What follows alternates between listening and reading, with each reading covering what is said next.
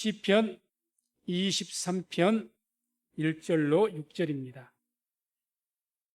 시편 23편 1절로 6절 말씀을 같이 한 목소리로 합독하겠습니다. 여호와는 나의 목자시니 내가 부족함이 없으리로다. 그가 나를 푸른 초장에 누이시며 쉴 만한 물가로 인도하시는도다. 내 영혼을 소생시키시고 자기 이름을 위하여 의의 길로 인도하시는도다.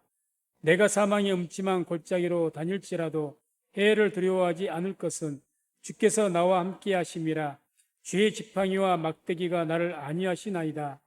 주께서 내 원수의 목전에서 내게 상을 베푸시고 기름으로 내 머리에 바르셨으니 내 잔이 넘치나이다.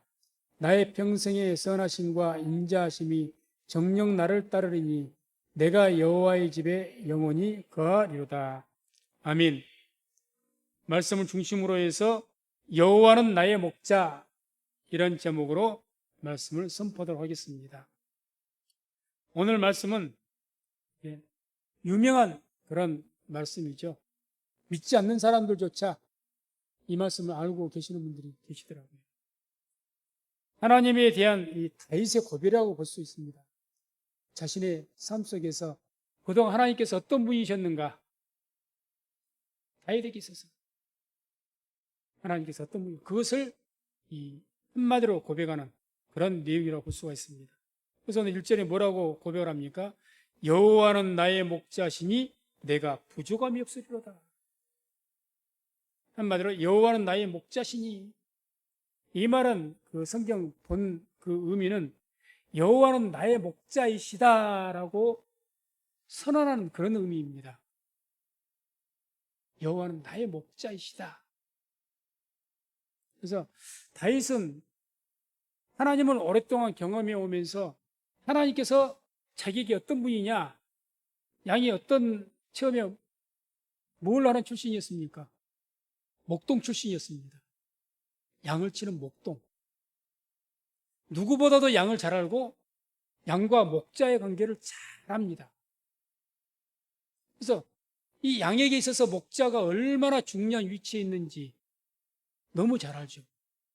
그렇기 때문에 자기의 그 인생의 경험을 통해서 하나님께서 나에게 목자시다고 고백하는 겁니다. 목자이시다. 예수님은 우리의 선한 목자이십니다. 우리가 살아가면서 그 고백이 있어야죠. 예수님은 나의 선한 목자이십니다.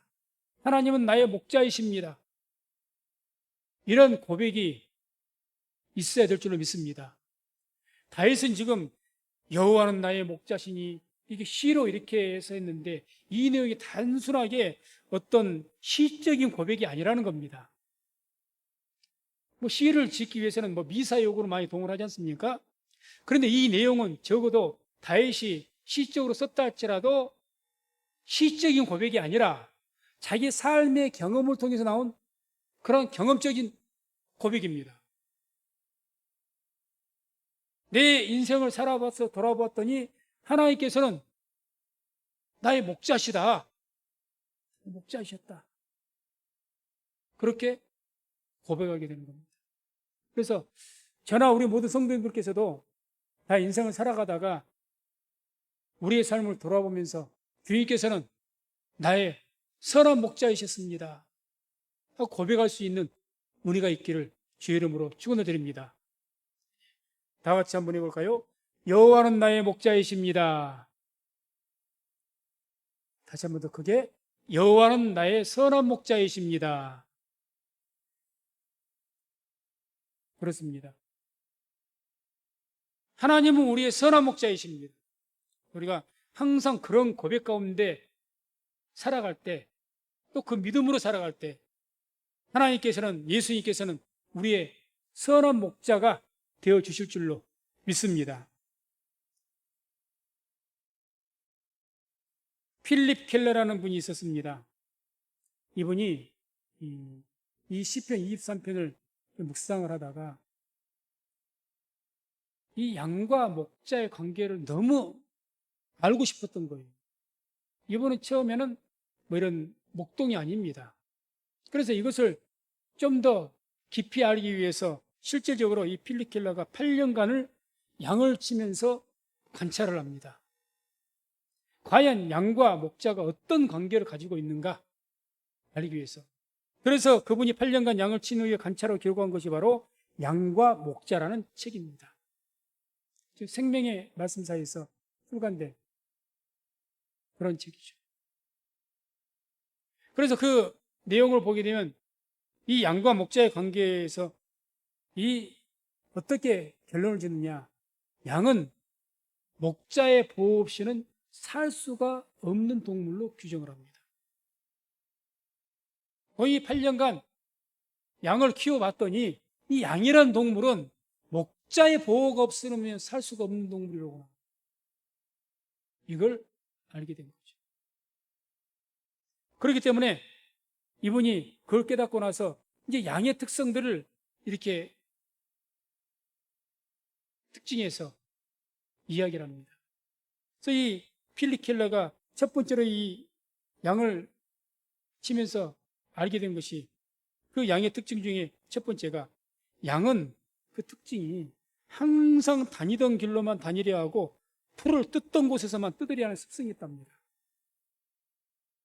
양은 참 습관이 묘해서 어떤 풀을 뜯든지 또 어떤 길을 다니면 반드시 지가 옛날에 다녔던 길만 밀려고 하는, 또 그 풀을 뜯었던 곳은 꼭 그 길만 고집하는 그런 어떤 습성이 있다는 거예요. 그래서 목자가 아니 그런데 이스라엘 그 중동은 건기와 우기가 뚜렷하게 구별되어 있어서 한동안은 풀이 풍성하다가도 그 시기 지나가 버리면 완전히 광야가 되어버립니다. 그러니까 수시로 어떻게 돼야 되죠? 장소를 이동을 해줘야 돼요. 장소를. 안 그러면 풀 못 먹습니다. 굶어 죽습니다. 그럼에도 불구하고 목자가 인도하자면 양은 미련스럽게 계속 그것만 가는 거예요. 고집하고. 그러다가 굶어 죽는 것이 양이라는 거죠. 그래서 오늘 이 다윗이 이 양을 너무 잘 아는 거예요. 이렇게 고백을, 하나님을 고백할 때 2절에 그가 나를 푸른 초장에 누이시며 쉴 만한 물가로 인도하시는도다. 너무 양을 잘 아는 거죠. 그러니까 하나님께서 나의 목자가 되주셔가지고 풀이 있는 곳으로, 푸른 초장으로 우리가 쉴 수 있을 만한 곳, 그곳으로 주님께서 인도해 주신다고 고백을 하는 겁니다. 자기를 그동안 그렇게 인도하셨다고 고백하는 거죠. 우리가 살아가는 때 그렇습니다. 우리는 참 어리석어서 꼭 어떤 일을 고집할 때가 있습니다. 고집할 때. 예를 든다면 어느 교회에서도 그런 일이 실제로 있었답니다. 아침에 주일 예배 딱 끝나고 나서 그 성도님이 말다툼이 시작됐어요. 그래서 왜 그런 거 목사님이 그랬더니 왜 그런 거냐. 목사님이 앞에 있으면 그걸 못하죠. 근데 이제 들리는 소리가 들리니까 다른 성도들 통해서 물어봤던 거죠. 목사님, 그분 왜 그렇게 해서 언짢아서 말다툼 벌였어요? 하고 물었더니 알고 봤더니 뭐냐. 그 어느 집사님이 항상 어느 집사님이 그 자리에 앉는 자리가 있는데 그날은 그 집사님이 자기 자리에 딱 앉았던 거예요. 그것 때문에 신경전을 벌였다. 너무 사소한 이야기죠. 근데 그것 가지고도 신경전을 벌이고 말싸움을 하더랍니다. 아니, 꼭 그 자리에만 우리가 있습니까? 오히려 내가 고정적으로 고집하는 자리는 어떤 면으로 보면 너무 편한 마음이 있어서 오히려 좋을 수도 있습니다. 새로운 마음이 없고 긴장감이 없어요, 사람이란 게. 우리가 살아가면서도 고집하고 하다못해 제도 사업실에 일부러 책을 갖다가 이렇게 놨다 이렇게 놨다 그거라도 옮기기라도 합니다. 너무 공간이 좁아서 구조적으로 옮기기는 못하고 자꾸 조금 바꿔줘야 내가 새로운 마음이 드는 거예요. 근데 우리는 어떤 경우에는 그것만은 고집하는 거예요. 양이 그렇다는 겁니다. 그런데 주님께서 그렇지 않다는 거죠. 다 아시기 때문에. 모든 것을 아시고 주님께서는 우리를 가장 좋은 길로 인도하시는 분이 우리의 주님이신 줄로 믿습니다. 그래서 요한복음 10장 4절에 이런 말씀이 나옵니다. 자기 양을 다 내어 놓은 후에 앞서가면 양들이 그의 음성을 아는 고로 따라오되. 양들에 앞서 가신다고요. 그래서 미리 어디가 풀이 있는지를 다 선한 목자이신 주님께서는 아시고 우리를 그곳으로 인도하신다는 이야기입니다. 그걸 다윗은 아는 거예요. 그래서 그가 나를 푸른 초장에 누이시며 쉴 만한 물가로 인도하시는구나. 이렇게 고백하시는 겁니다. 또 양의 특징, 두 번째 특징은 뭐가 있느냐? 양은 한 번 뒤집어지면 스스로 일어나지를 못한답니다. 특히 이제 새끼를 비었을 때 몸이 무거우니까 자칫 잘못하면 뒤집어질 수가 있대요. 그래서 배를 허옇게 드러내고 있으면 혼자 못 일어난답니다. 만약에 목자가 그걸 일으켜주지 않으면 그대로 죽는답니다. 뒤집어져 버린대요.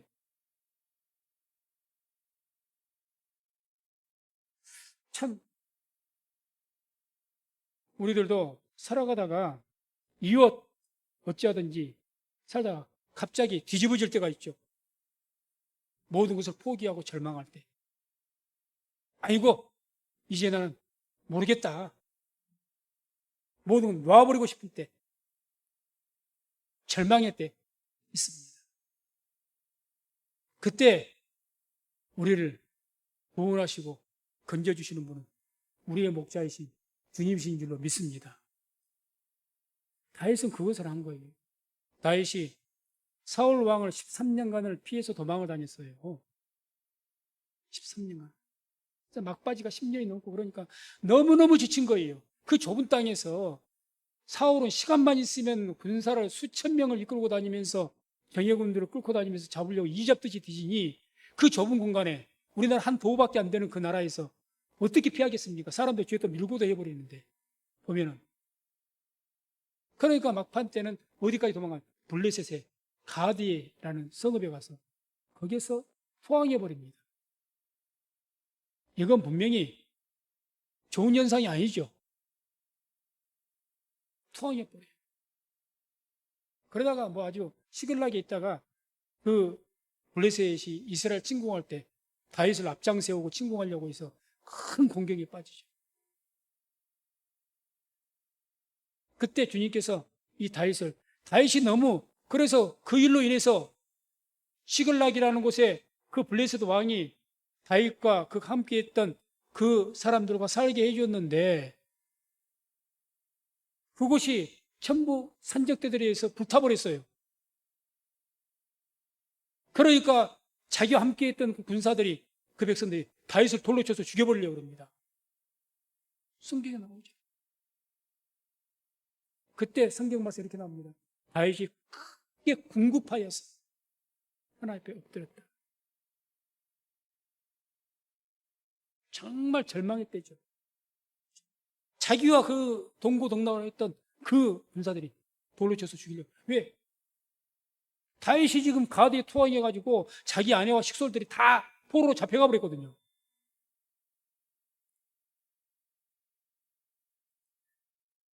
그러한 것을 다윗이 기억하면서 또 썼던 시가 시편 40편 1절 2절입니다. 함께 합독합니다. 내가 여호와를 기다리고 기다렸더니 귀를 기울이사 나의 부르짖음을 들으셨도다. 나를 기가 막힐 웅덩이와 수렁에서 끌어올리시고 내 발을 반석이 위에 두사 내 걸음을 경고케 하셨도다. 아멘. 다윗은 이런 수렁에 빠져서 기가 막힐 웅덩이 속에 빠질 때가 이때만 있었던 것이 아니죠. 압살롬을 피해서 도망할 때 여러 가지 이유가 있을 때 많은 어려움이 있었습니다. 그럴 때마다 주님께서 그런 기가 막힐 웅덩이라, 기가 막힐 웅덩이, 깊은 수렁, 빠져나오려고 하면 할수록 더욱 빠져들어가는 늪과 같이 그런 수렁에 빠져 있을 때 다윗은 하나님께 부르짖었고 하나님께서 그를 구원해 주신 것을 여러 차례 경험했던 겁니다. 그래서 다윗이 어떻게 이 하나님을 고백합니까? 3절에 내 영혼을 소생시키시고, 이렇게 나의 영혼을 소생시켜 주시는 분이다. 내 영혼이 절망 가운데 죽어가는 내 영혼을 이제는 다시 살려주시는 분이 나의 하나님이시다. 이런 의미로 여호와는 나의 목자라고 고백하는 거예요. 그래서 저도 그런 다윗과 같지는 않겠지만 어려운 경험들, 우리 성도님들도 아마 그런 경험이 있을 수가 있을 겁니다. 아침이 안 오기를 바라는 적 있습니까? 딱 저녁에 눈을 감고 자다가 내일이 오지 않았으면 그런 마음이 들 때가 있었습니까? 저는 있었습니다. 정말 힘들 때 자살은 못하겠고 그 하나님 앞에서 너무 큰 범죄라서 아침에 오지 않았으면 좋겠다 하고 잠을 잤을 때가 그때는 한두 번이 아니었어요. 아침이 싫었습니다. 목사님 신분이 교회 예배를 인도하러 가는 것이 그렇게 힘이 들고 무거울 때가 없었습니다. 교회 정문을 들어서는 것이 너무 두려울 때가 있었어요.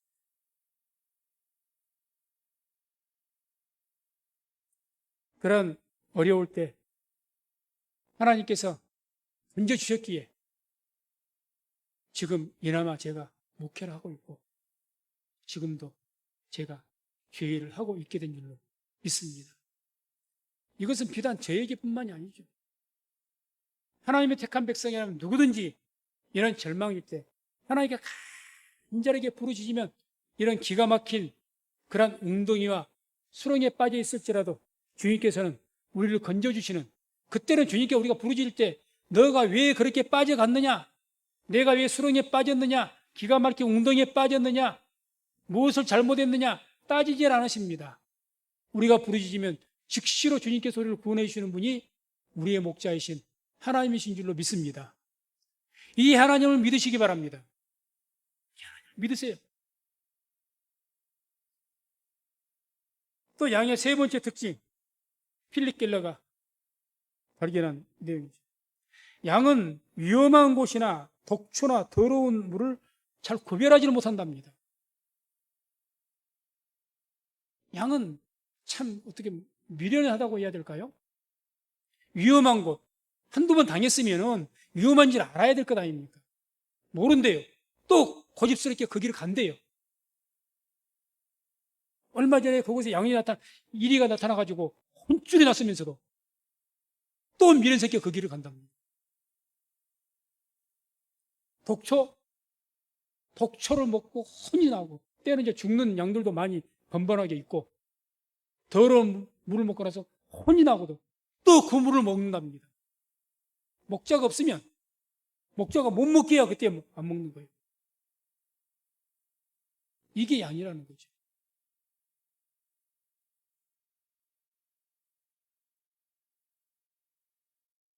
그렇기 때문에 이 양은 목자가 한시라도 옆에 없으면 안 된다는 거예요. 언제 무슨 일이 일어날지는 모르는 겁니다.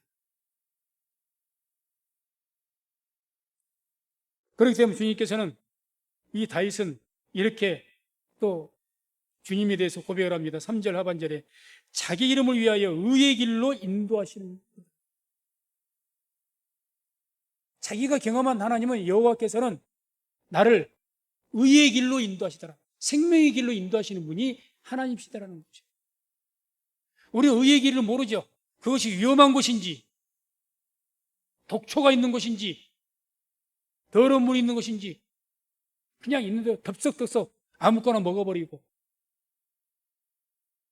아무 곳에나 가버리고 위험한데, 마귀가 우는 사자와 같이 돌아다니며 산길자를 찾으면서 언제든지 이리와 늑대가 득실거리고 있는데 그곳을 간다는 거예요. 경보에도 가고, 목자가 없으면 순간적으로 그곳을 또 간다는 거죠. 자기 습성에 따라서. 그러나 주님께서는 그러한 우리를 항상 옆에서 지키시고, 그러한 위험한 곳으로, 독초나 더러운 물이 있는 곳으로 가지 못하게 막으시고, 지켜주시는 분이 우리의 선한 목자이신 우리의 주님이신 줄로 믿습니다. 네 번째, 양의 특징. 양은 일이나 늑대나 이런 자기를 죽일 수 있는 그런 적대 세력이 와도 저항하거나 싸우려고 들질 않는답니다. 그냥 벌벌벌 떨고만 있다가 그대로 물려 죽은대요. 우리가 동물의 왕국 그런 프로그램 보게 되면 연약한 동물도 사자나 그런 어떤 표범이나 이런 것들이 오게 되면 얼룩말이나 약한 것들을 어떻게 하면 지그들이 뭉쳐가지고 머리를 맞대고 싸우지 않습니까? 양은 전혀 그런 게 없대요. 한마디로 지금 이리가 옆에 어슬렁거려요. 그러면 지희들끼리라도 어떻게 살아든지 뒷발질하든지 앞발질을 하든지 간에 하여튼 간에 단합을 해서 어떻게 해야 될 것 아닙니까? 전혀 우리가 벌벌벌 떨고 있다가 그대로 앉아서 도망도 안 간대요. 또 죽는답니다. 물려서. 이게 양의 특징이라는 거죠.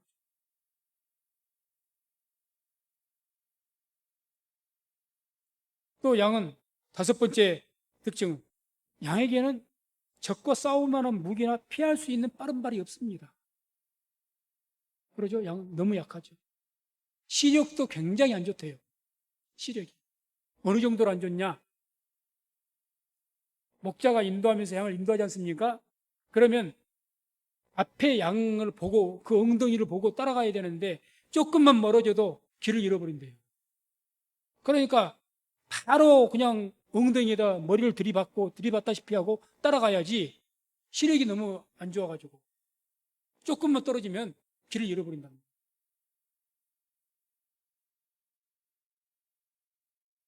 그러니 이와 같이 무기력하고 약한 존재가 양이라는 이야기죠.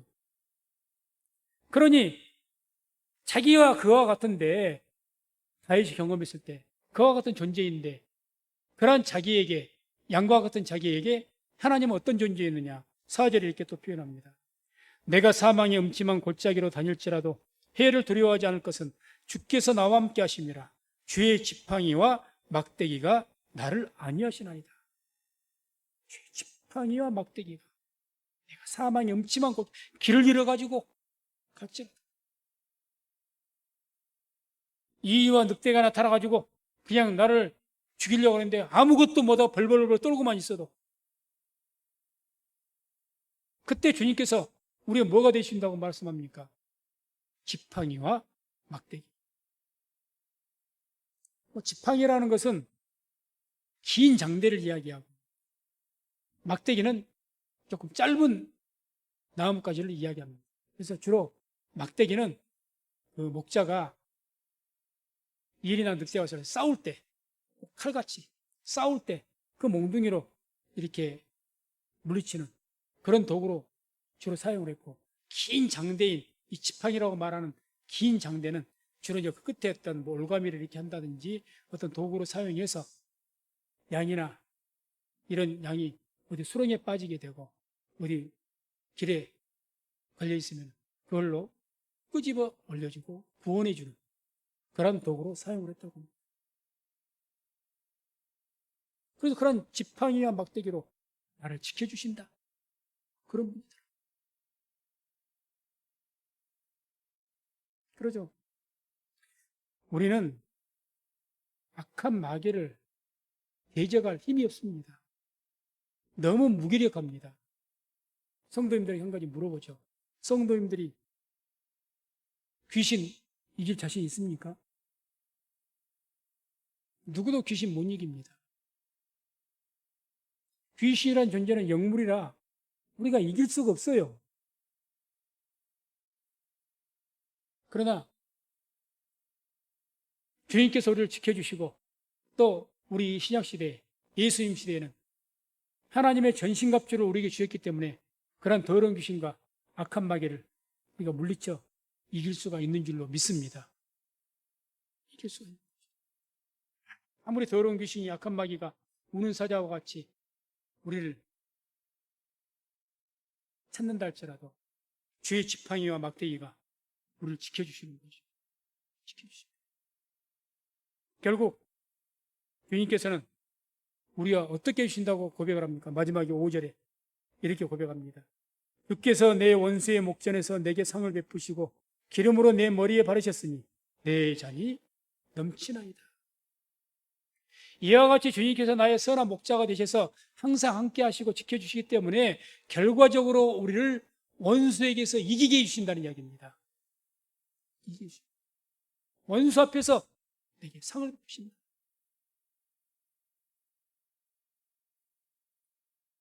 에베소서 6장 13절 17절 말씀을 같이 한번 합독하겠습니다. 그러므로 하나님의 전신갑주를 취하라. 이는 악한 날에 너희가 능히 대적하고 모든 일을 행한 후에 서기 위함이라. 그런즉 서서 진리로 너희 허리를 뒤를 띠고 의의 흉배를 붙이고 평안의 복음에 예비한 것으로 신을 신고 모든 것 위에 믿음의 방패를 가지고 이로써 능히 악한 자의 모든 화전을 소멸하고 구원의 투구와 성령의 검 곧 하나님의 말씀을 가지라. 아멘. 우리는 양과 같아서 아무 마귀와 싸울 만한 도구가 없습니다. 변변한 뭐가 없어요. 그런데 그런 우리에게 우리를 지켜주실 뿐만 아니라 우리에게 뭘 주십니까? 싸울 무기를 주신다는 거죠. 그게 하나님의 전신갑주입니다.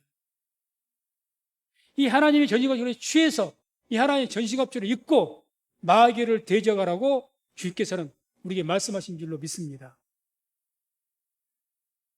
우리는 너무너무 양과 같아서. 그래서 양은 목자 없이는 살 수가 없는 존재입니다. 그걸 다윗과 같이 성도님들 자신들을, 우리 자신을 대비시키기 바랍니다. 나는 목자 없이는 살 수가 없습니다. 자, 고백 한번 해볼까요? 나는 예수님 없이는 살 수가 없습니다. 나는 예수님 없이는 살 수가 없습니다. 진실로 아멘입니까? 다윗은 여호와는 나의 목자시니 이게 유명한 시인으로서 멋진 말을 하기 위해서 그렇게 이야기했던 내용이 아니에요. 자기의 경험담입니다. 여호와는 나의 선한 목자시라는 선포죠. 그러한 고백이 나에게 있어서 예수님은 선한 목자이십니다. 나는 예수님 없이는 살 수가 없습니다. 이런 고백이 저와 우리 모든 성도님들에게 있기를 주의 이름으로 축원을 드립니다. 그게 있어야 됩니다. 그래야 결사적으로 목자를 붙듭니다. 결사적으로. 왜 양들이 목자의 음성에 귀를 쫑긋 대서 듣는 줄 아십니까? 목자 없이는 살 수 없다고 자기들도 알아요. 요한복음 10장에 나오지 않습니까?